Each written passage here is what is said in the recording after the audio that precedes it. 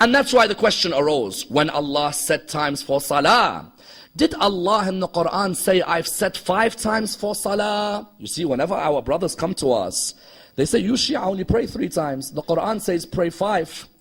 I defy them to show me one verse in the Quran which says pray 5 times a day. Which verse? There's not a single verse in the Quran which says pray 5 times a day.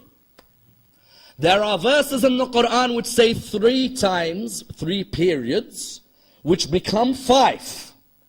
But there's not one verse in the whole Quran which says, oh Muslim, pray 5 times a day. And do you know many of our brothers, when you say this to them, he'll be in disbelief. He'll be like, no, the Quran says 5. Say, Habibi, where in the Quran does it say 5? You show me, where? He'll look in the Quran, I'll show you the verses of the times of Salah, it's always 3, it's never 5. There is never a verse which says, pray Fajr, pray Dhuhr, pray Asr, pray Maghrib, pray Isha. It's always, let's look at a few verses as an example. Surah 17, verse 78. Bismillah ar-Rahman ar-Rahim. أقم الصلاة لدلوك الشمس إلى غسق الليل وقرآن الفجر. The Quran says what? Establish salah on the declining of the sun and the darkness of the night and the period of dawn. Tell me how many salahs I mentioned here? 5? 3. 17, 78. Surah 17, verse 78. أقم الصلاة دلوك الشمس, declining of the sun. غسق الليل, غسق is the darkness of the night. Shafaq is the redness of the night. Then what? Quran al-Fajr, and the period of dawn.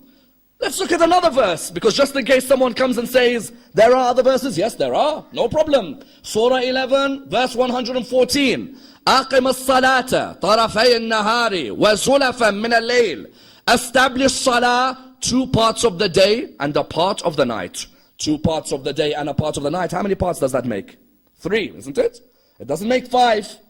Another verse in the Quran where salah is mentioned, Surah 24, verse 58, about how your children, if they haven't reached bulugh, there are still times in the day they cannot see you. يا أيها الذين آمنوا ليستأذنكم الذين ملكت أيمانكم والذين لم يبلغ الحلم منكم 3 مرات. When? من قبل صلاة الفجر وحين تضعون ثيابكم من الظهيرة وبعد صلاة العشاء. Says 3 periods again. You have the period of Fajr, Dhuhr, Isha. I ask my brother, when you're telling me I'm a Shia and I do not pray right because the Quran says 5, the Quran's never said 5. The Quran has always put 3 periods for Salah. And even in these 3 periods, there's a vital point of combination in its essence. That Dhuhr and Asr are mushtarak, Maghrib and Isha are mushtarak, there's a sense of combination, and Fajr is by itself. 11, 114, 17, 78, 24, 58. These are the 3 verses in the Quran which tell you the periods of Salah.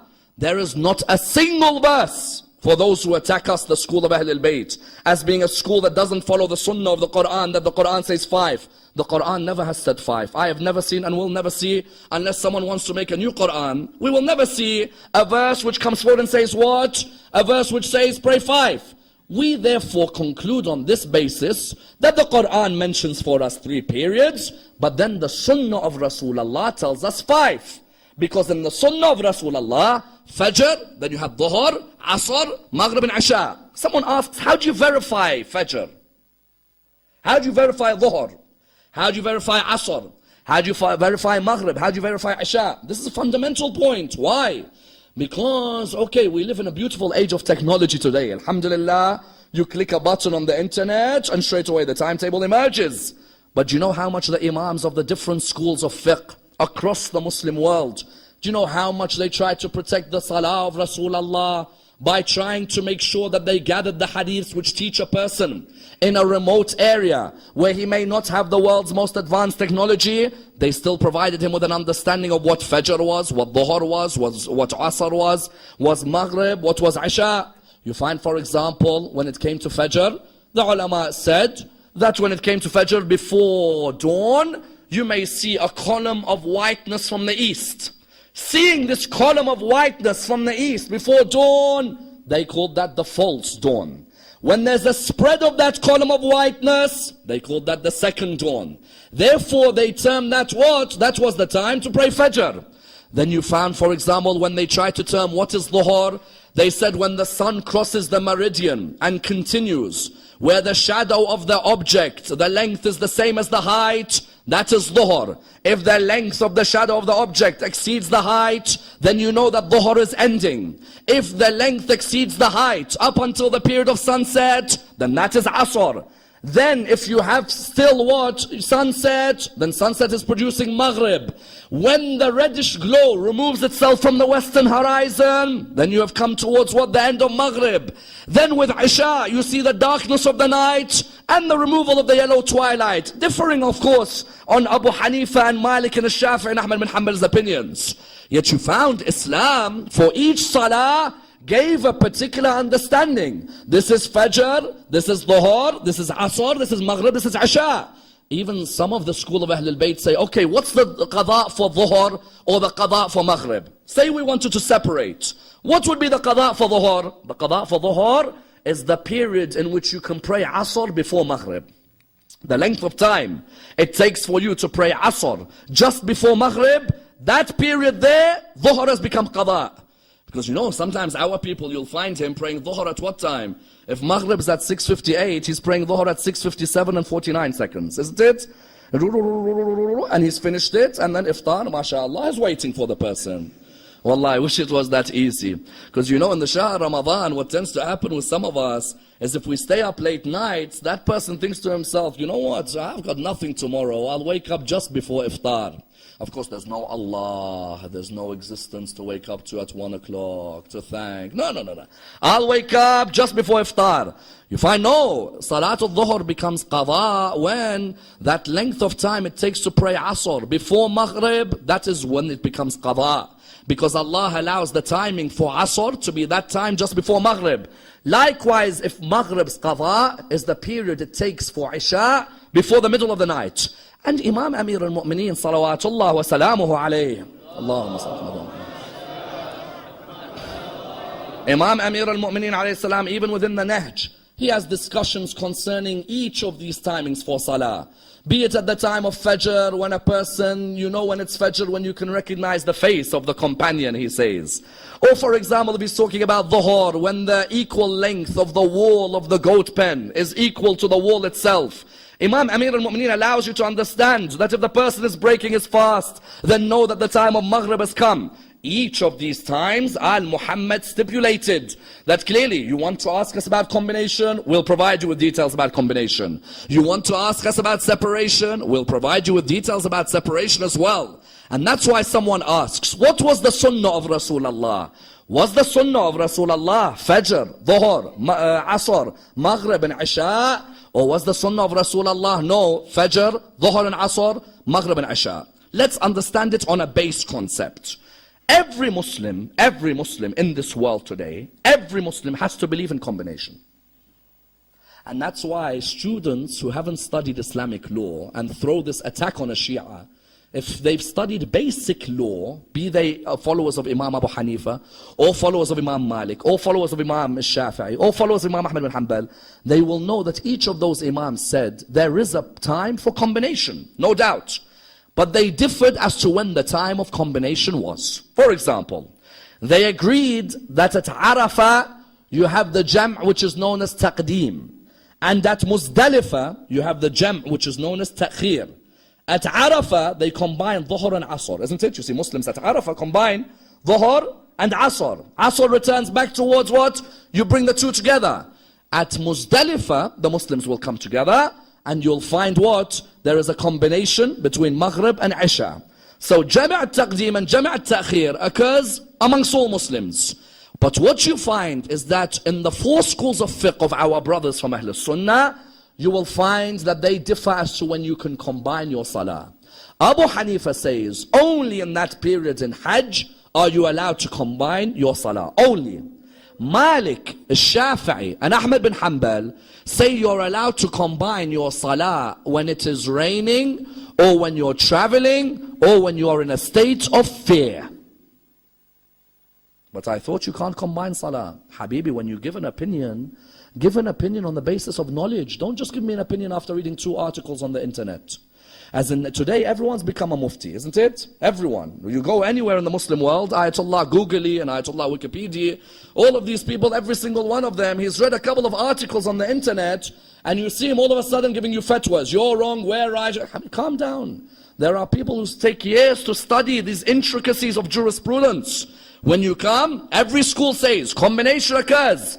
We reply by saying, if Malik and Imam Shafi'i and Imam Ahmad bin Hanbal, if they say combination can only be when you're traveling or in fear or rain, does that mean that Rasulullah only combined in these circumstances? Not at all. Rasulullah combined in circumstances other than these as well. And where are the references? This is where we have a problem, both the Shia and the Sunnah.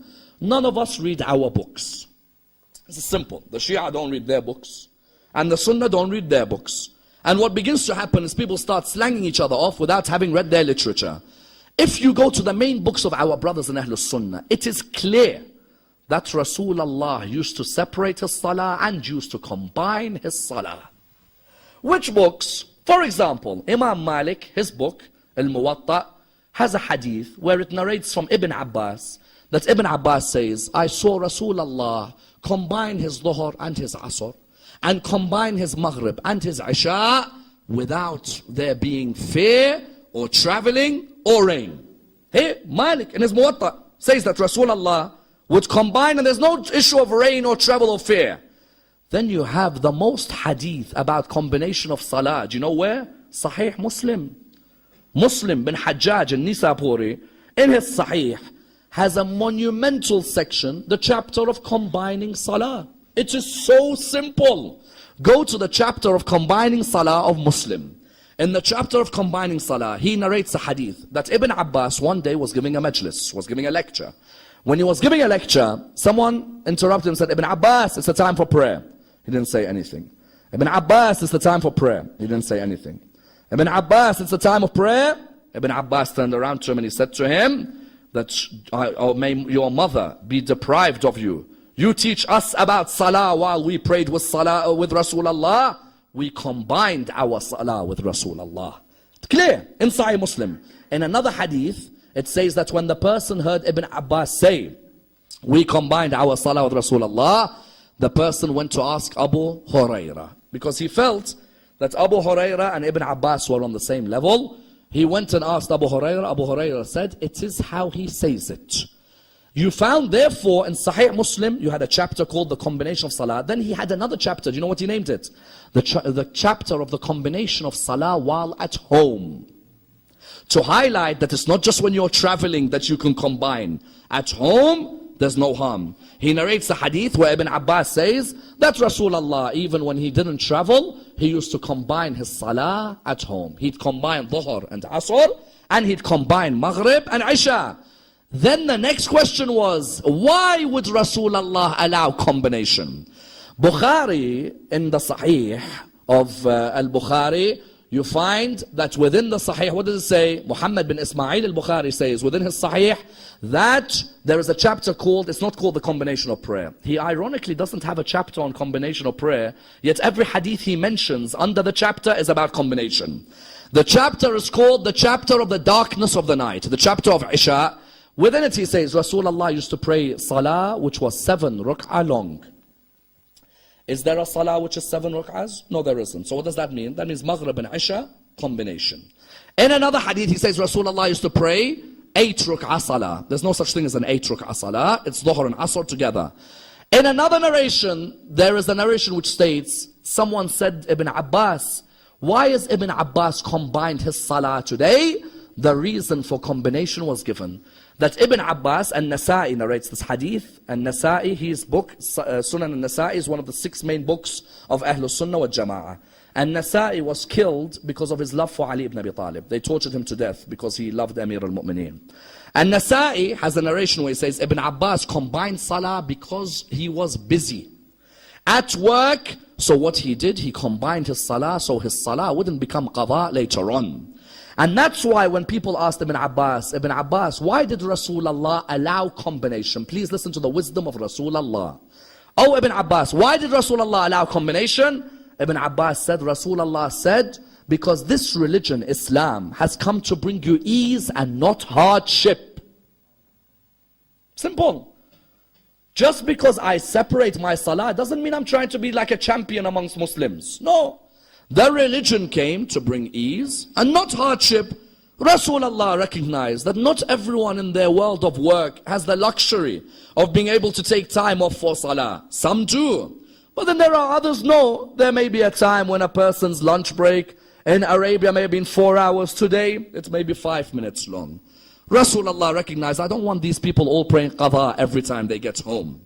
Do you know how many people will pray dhuhr in a mosque? Then you'll see him sleep in that mosque. Have you noticed?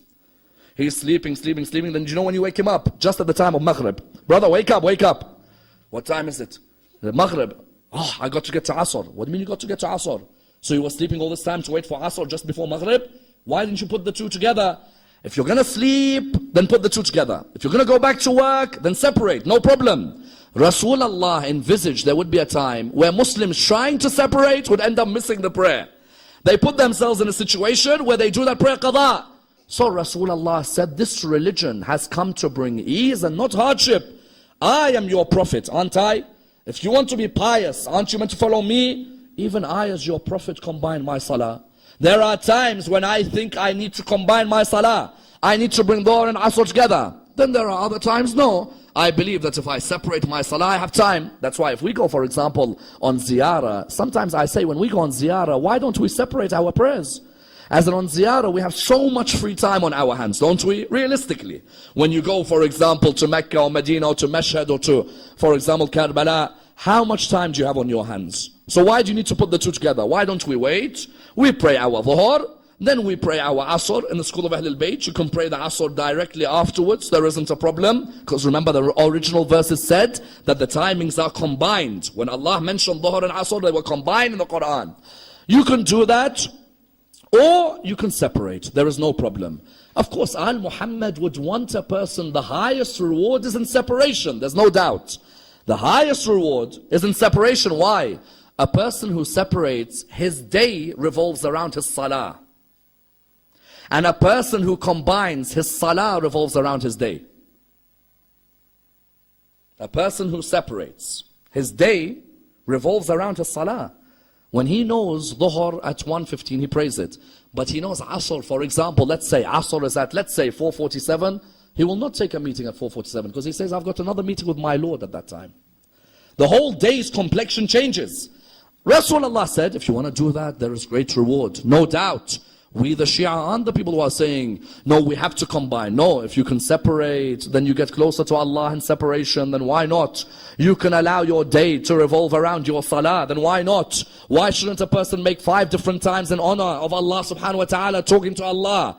So you found Ahlul Bayt stressed on this in their lives. And that's why you found each of the Imams of Ahlul Bayt would be focusing on the importance of salah's timing, because it brought discipline to them in their lives and brought discipline to their followers.